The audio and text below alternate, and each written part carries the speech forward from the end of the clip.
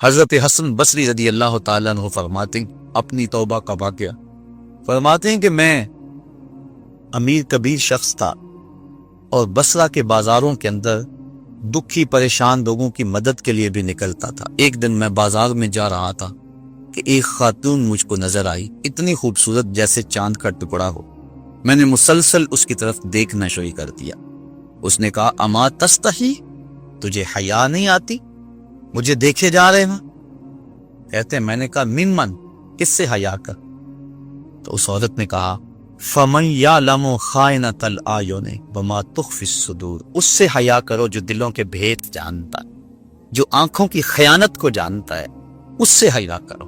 کہتے ہیں یہ بات تو بہت بڑی تھی، لیکن اس کا حسن ایسا تھا کہ مجھے اس کے باوجود اس کی طرف رغبت رہی اور میں مسلسل اس کو دیکھتا رہا۔ اس نے پھر مجھے کہا کہ کیا معاملہ ہے کہ تم میری طرف دیکھنا چھوڑتے نہیں ہو، کون سی چیز پسند آئی؟ تو کہتے ہیں میں نے اس کو کہا کہ تیری جھیل سی آنکھوں میں ڈوبنا چاہتا ہوں اور یہ میرے لیے ایک باعث کشش ہے۔ اس نے کہا تم رکو، شاید تمہارا مطلوب پورا ہو جائے۔ میں وہاں رکا اور وہ اپنے گھر چلی گئی۔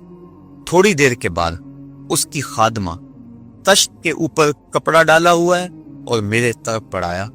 کہتے ہیں میں نے جب کپڑا اٹھایا تو اس کے اندر اس کی دو آنکھیں تھی اور اس کے اوپر لکھا ہوا تھا کاغذ کے ٹکڑے پہ لا اريد عینا یفتتن بسببها احد، میں ان آنکھوں کو رکھنا ہی نہیں چاہتی جس کی سبب سے ایک مومن فتنے میں پڑ جائے۔ کہتے ہیں کہ میں نے اپنی داڑھی کو پکڑا اور زاروں کے تار رونے لگا۔ میں نے کہا اے حسن بصری کو اس عورت سے بھی کیا گزرا، اتنا خوف اس کے سینے کے اندر؟ کہتے ہیں میں داڑھی کو پکڑ کے زاروں کے تار رویا اور گھر چلا گیا۔ ساری رات میں نے توبہ میں گزارا۔ جب صبح کا سپیدہ طلوع ہوا میرے دل میں خیال آیا جس نے اپنی آنکھیں وار دی اس سے بھی تو معذرت کر رہا ہوں، اللہ سے تو معافی ملی۔ کہتے ہیں کہ میں صبح اٹھا اور جب اس عورت کے گھر کے دروازے کے قریب پہنچا تو اس کا جنازہ نکل رہا۔ میں پھر بڑا پریشان ہوا، واپس آیا، سارا دن مشکل میں گزارا۔ رات جب میں سویا تو وہ عورت مجھے خواب میں ملی۔ میں نے کہا کہ مجھے کوئی وصیت کرو، تو اس نے کہا اذا خلوتا فاذکر اللہ، میں تجھے وصیت یہ کرتی ہوں جب تم تنہائی میں ہوا کرو تو اللہ کو یاد کیا کرو۔ وَإِذَا أَصْبَحْتَ وَأَمْسَيْتَ فَاسْتَغْفِرِ اللَّهَ وَتُبْ إِلَيْهِ، اور جب تم صبح کرو یا شام کرو تم استغفار پڑھا کرو اور اللہ سے توبہ کیا کرو۔ حضرت حسن بصری فرماتے ہیں کہ اس عورت کا یہ عمل مجھے توبہ کے راستے پہ ڈال لیا، پھر وہ حسن بصری زمانے کے امام اور مقتدا بنے۔ تو انسان جب عبرت حاصل کرنے پہ آتا ہے تو ایسے اسباب اس کے لیے مہیا ہو جاتے ہیں، توبہ کرنے میں دیر نہیں کرنی چاہیے۔ بعض بات بندہ سوچتا ہے کہ ابھی میرے بڑے کام پڑے ہوئے ہیں، جب میں بوڑھا ہوں گا میں ریٹائرمنٹ لے لوں، میں بچوں کی شادیاں کر لوں، بس پھر فراغت ہو جائے گی، بچے کاروبار سنبھال لیں گے، پھر میں ہوں گا، مسجد ہوگی۔ یہ ایسا بندہ کہہ رہا ہے جس کی ملک ایک سانس بھی نہیں ہے، جو ایک سانس کا بھی مختار نہیں ہے، اور ایسے بات کر رہا ہے جس کا سب کچھ اس کے قبضے میں ہو۔ تو توبہ کے اندر تاخیر نہیں کرنی چاہیے۔ بنی اسرائیل کے اس شخص کا واقعہ آپ کو پہلے بھی شاید میں نے کسی مجلس کے اندر عرض کیا تھا کہ جس کو طول عمل نے برباد کر دیا، اس کی نیکیوں کی وجہ سے اس کو خبر پہنچی کہ اس کی عمر 1000 سال ہے، تو اس نے کہا جب میری عمر اتنی لمبی ہے تو پھر میں عبادت کی بھٹی کے اندر کیوں جلتا رہوں؟ میں 900 سال گناہ کر لیتا ہوں اور 100 سال قبل توبہ کر لوں گا اور گناہوں کی معافی چاہوں گا۔ 900 سال گناہ کرتا رہا، 100 سال جب باقی رہا، خیال آیا، پھر سوچا ابھی بڑا وقت پڑا ہوا ہے، میں 90 سال مزید گناہ کر لیتا ہوں، 10 سال قبل میں جو ہے وہ توبہ کر لوں گا۔ 10 سال رہ گئے، پھر خیال آیا 9 سال گناہ کر لیتا ہوں، 1 سال قبل توبہ کر لوں۔ جب 1 سال رہ گیا پھر توبہ کی سوچ آئی تو کہنے لگا 12 ماہ ہوتے ہیں سال کے، میں 11 ماہ تک گناہ کر لیتا ہوں، 1 ماہ قبل میں توبہ کر لوں گا۔ پھر 1 ماہ بھی گزرا، ہفتے تک بات پہنچی، حتیٰ کہ 1 دن رہ گیا، اور پھر وہ کہتا تھا بھی فلاں فلاں گناہ میرا رہتا ہے وہ میں کروں۔ ایسی لت پڑ گئی تھی گناہ کہ بنی اسرائیل کا وہ شخص کہ جو اس انتظار میں تھا کہ بس یہ گناہ کروں اور یہ گناہ کروں پھر توبہ کر لوں گا، اچانک موت آئی اور موت نے اس کو دبوچ لیا اور وہ توبہ کے بغیر مر گیا۔ تو طول عمل، لمبی امید کہ ابھی وقت میرا بڑا پڑا ہوا ہے، پہلے تو پتہ ہی نہیں ہے کہ وقت موجود بھی ہے یا کہ نہیں، اگلی سانس آئے گی یا کہ نہیں، دوسری بات جو کیفیت اب ہے پتہ نہیں آگے ہو یا نہ ہو۔ شیطان کو جتنی مہلت دو گے، جتنی بیماری گھر کر جائے گی، اس قدر ہی اس کا ختم ہونا مشکل ہے۔ اس لیے جب گناہ کرے تو فوراً توبہ کر لے، گناہ مٹ جاتا ہے۔ اور اگر انسان کہتا ہے کہ نہیں یہ کر لوں پھر توبہ کروں گا، تو توبہ کو مؤخر کرنا انسان کو گناہ پر دلیر بنا دیتا ہے۔ اور ایک حدیث میں آتا ہے جب انسان گناہ کرتا ہے تو اس کے دل پر ایک سیاہ نقطہ پڑتا ہے، اگر وہ توبہ کر لے تو وہ مٹ جاتا ہے، دل شفاف ہو جاتا ہے۔ لیکن اگر وہ توبہ نہ کرے پھر دوبارہ گناہ کرے تو دل پر ایک اور سیاہ نقطہ پڑ جاتا ہے، پھر وہ گناہ کرتا رہتا ہے اور دل کے اوپر سیاہی پھیلتی رہتی ہے، حتیٰ کہ ایک دن آتا ہے کہ پورا دل اس سیاہی کی لپیٹ میں آ جاتا ہے۔ اور جب پورا دل سیاہ ہو جائے پھر گناہ کر کے بھی اس کو ندامت اور شرمندگی نہیں ہوتی۔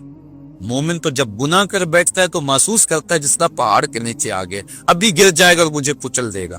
اور منافق یہ سمجھتا ہے گناہ کرنے کے بعد کہ بدن پہ مکھی بیٹھی تھی، ہلکے سے اشارے سے میں نے اس کو اڑا دیا، وہ مکھی کے بیٹھنے جیسی کیفیت کا احساس کرتا ہے منافق۔ جب دل سیاہ ہو جائے تو بندہ گناہ پہ گناہ کرتا ہے، زندگی گناہوں سے وچڑی ہوئی گزرتی ہے، لیکن توفیق توبہ نہیں ملتی۔ صاحبو، زندگی بیت رہی ہے، ایک ایک لمحہ کٹ رہا ہے، ہم لمحہ لمحہ موت کے قریب ہو رہے، ہم سمجھتے ہیں ہم بڑے ہو رہے ہیں لیکن نہیں، ہم چھوٹے ہو رہے ہیں۔ جب گنتی الٹی شروع ہو جائے کام جلدی زیرو تک پہنچ جاتا ہے، سانسوں کی الٹی گنتی شروع ہے اور ہم لمحہ لمحہ قریب ہو رہے ہیں۔ رمضان کا موسم ہے، جمعۃ المبارک کا یوم سعید ہے، سہانی گھڑیاں ہیں، امٹتی ہوئی رحمتوں کی برسات ہے۔ فرمایا حدیث میں کہ ایک ساتھ جمعۃ المبارک میں ایسی ہوتی ہے جس میں جو دعا مانگو اللہ اسے قبول فرما لیتا ہے۔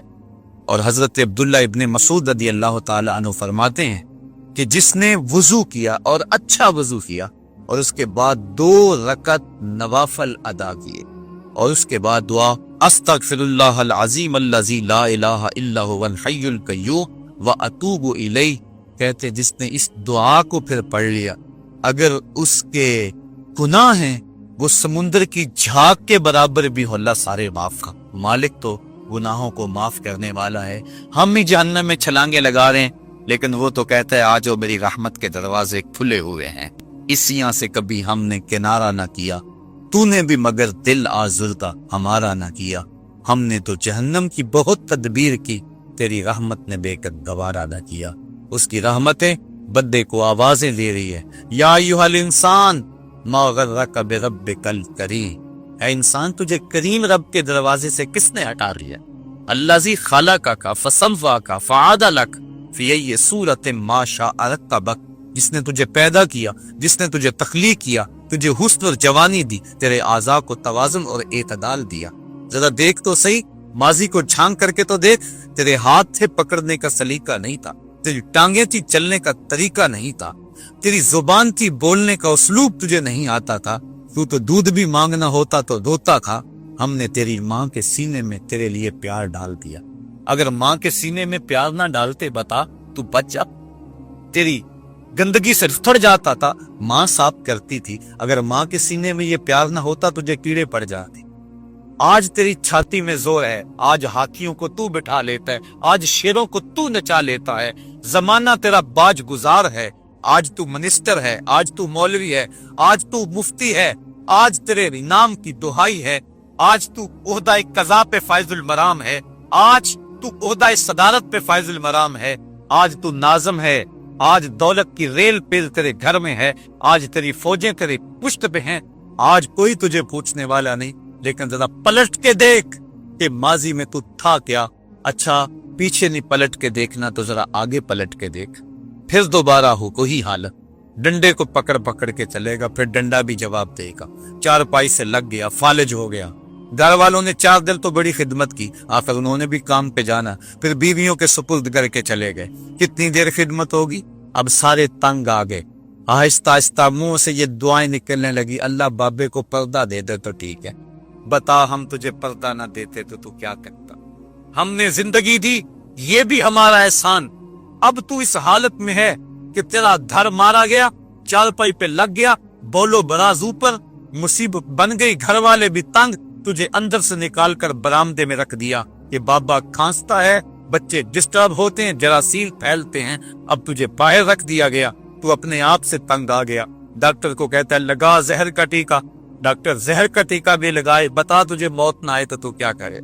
हमने तुझे जिंदगी दी, ये भी हमारा एहसान, फअमातहू, हमने तुझे मौत अता की, ये भी हमारा एहसान, फअकबरहू, और अगली कहानी भी सुन, कुत्ता भी तो मरा था, घसीट के रूढ़ी पे नहीं डाल दिए, बकरी भी तो मरी थी, घसीट के रूढ़ी पे नहीं डाल दिया, अगर तुझे भी पकड़ के रूढ़ी पे डाल दिया जाता तो क्या कर सकता था।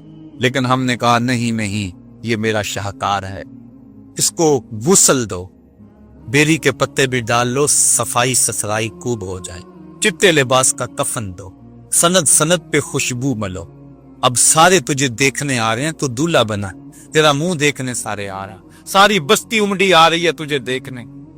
फिर तेरी चारपाई उठी, चार बंदों ने उठाया, कंधा बदल बदल के चलते, हर एक की ख्वाहिश है कि मैं कंधा दे लो। फिर मैंने कहा तेज न चलना, मेरे शाहकार को कहीं झटका ना।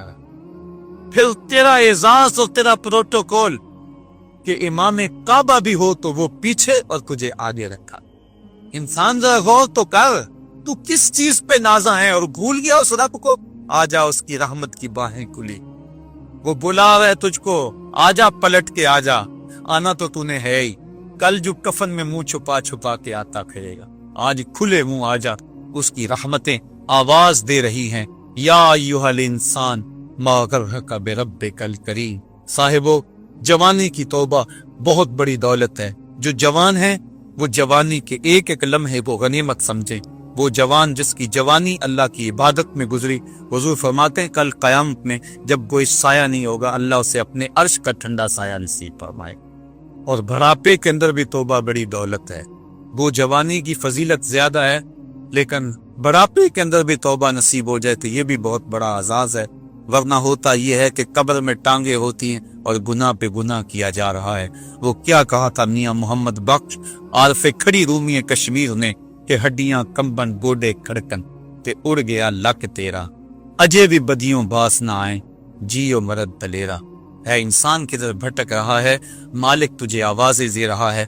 कभी भागे हुए को भी यूं आवाजें दी जाती, कभी दर छोड़ के भागने वालों को भी यूं बुलाया जाता है, लेकिन कहता है तूबू इल्लल्लाह, आ जाओ, मेरी रहमत के दरवाजे खुले हुए हैं, अभी मगरब से सूरज तुलू नहीं हुआ। मेरे बंदे, जब तू तौबा का हाथ फैलाएगा, मैं तेरे गुनाह जो हैं वो फरिश्तों के ख्यालों से भी मिटा दूंगा, नामा अमाल से भी मिटा दूंगा। जो जमीन गवाह बनी है वो भी गवाही देना भूल जाएगी, तेरे आज़ा भी भूल जाएंगे, गुनाह तुझे भी याद नहीं रहेंगे और इन चार गवाहों को याद नहीं रहेंगे। कल कयामत के दिन जब रब के हुजूर मिलेगा तो कोई गवाह तेरे गुनाहों का वजूद नहीं होगा। आ तो सही, झोली फैला तो सही, हम तो माइल बकरम हैं, कोई साइल ही नहीं, हम तो माइल बकरम हैं, कोई साइल ही नहीं, राह दिखलाएं किसे, कोई राह रहे मंजिल ही नहीं।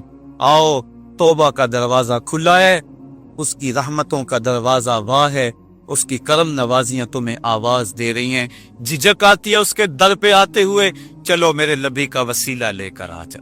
वलो अन्नहुम इज़ ज़लमू अनफुसहुम जाऊका, अगर तुम गुनाह कर बैठे हो, अपनी जानों पे जुल्म कर बैठे हो, आओ तुम्हें तौबा का एक और रास्ता दिखाऊं, आसान रास्ता, कि तुम मेरे नबी की चौखट पे आओ और यहाँ आके माफी मांगो, फिर मेरा नबी तुम्हारे लिए हाथ उठा दे। तुम तो माफी मांगने आए थे, लवजदुल्लाह तव्वाबर रहीमा, तौबा तो मिलनी ही मिलनी है, नबी को साथ ले आए हो, मैं रहमत भी फरमा दूंगा, अजाफी रहमत अपनी जानब से फरमाऊंगा। आओ तो सही मेरी चौखट पे।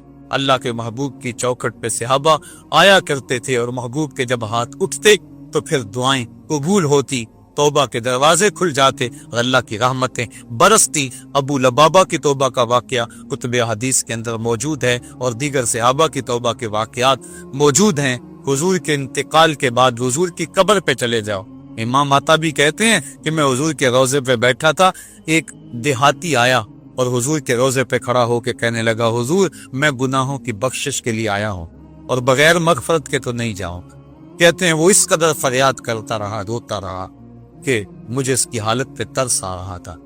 जब वो चला गया मेरी आंख लग गई, आंख लगी तो ख्वाब में हुजूर की ज़ियारत नसीब थी اور آقا کریم نے فرمایا قم یا آتابی اٹھو اور اس عرابی کو تلاش کرو، اور جب مل جائے تو میری طرف سے جنت کی بشارت ہے۔ اور صاحب مدارک نے ایک روایت لکھی ہے کہ ایک شخص حضور کے روضے پہ آیا اور حضور کے مبارک روضہ کی مٹی کو، تربت نور کو اپنے سر میں ڈال رہا ہے اور کہتا ہے میں تو گناہوں کی بخشش کے لیے آیا ہوں۔ یہ حضور کے انتقال سے 3 دن کے بعد کا واقعہ ہے۔ وہ کہتا ہے میں تو مغفرت کے بغیر جانا ہی نہیں۔ وہ تو چلا گیا لیکن یہ جم کے بیٹھ گیا، غنی کے در پہ ڈیرے جما دیے، کہا میں تو نہیں جاؤں گا جب تک میری مغفرت نہ ہو۔ فنودی من القبر انہ قد غفر لک، صاحب مدارک لکھتے ہیں گنبد خضرا سے آواز آئی جا تیرے گناہوں کو معاف کر دیا۔ مجرم ہو تو منہ اشکوں سے دھوتے چلے آؤ، آؤ در طباب پہ روتے چلے آؤ۔ قرآن میں مذکور ہے بخشش کا طریقہ، سرکار کی دہلیز سے